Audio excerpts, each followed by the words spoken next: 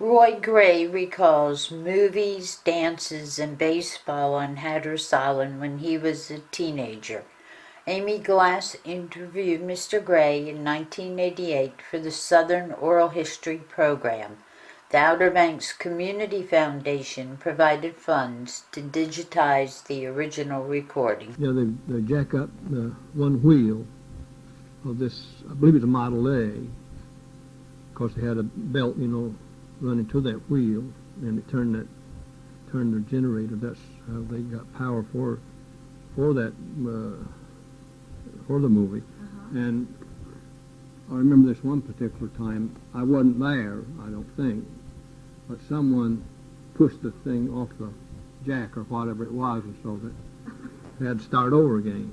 It was outside the building somewhere. I was living in Avon then. I was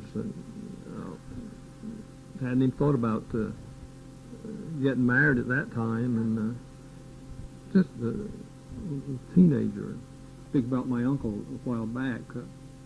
He had this truck, and I would take a group down to the movies, down to Hatteras, and the same place they had the movies.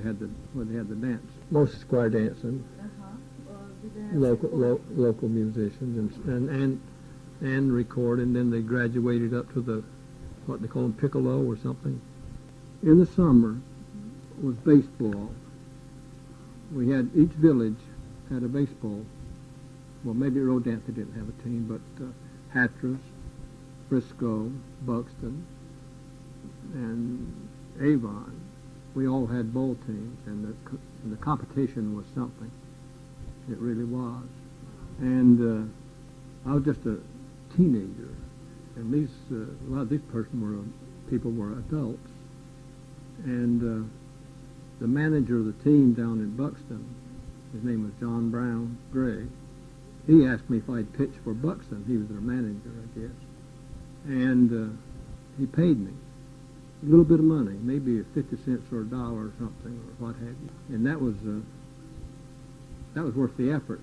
To me, fortunately for me, I had pretty good luck in my pitching days. So they told me at Avon, this manager came to me. He was a very hot-tempered fellow, a good friend of mine. In later years, we worked together. He told me, said, "You're going to pitch for us, or you're not going to pitch at all."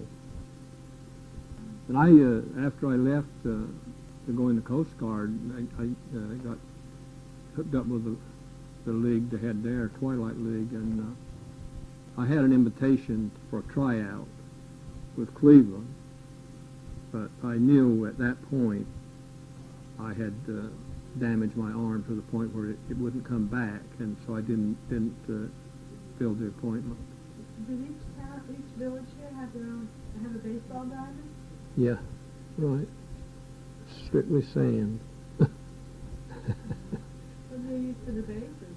They'd have burlap bags. They'd partially fill it with sand and tie a line around it, and then anchor, so you really didn't have to anchor it. And that was your base. Then they cut out a piece of wood for your home plate.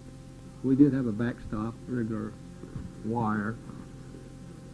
That was, we only played baseball about once a week, unless some visiting team came in.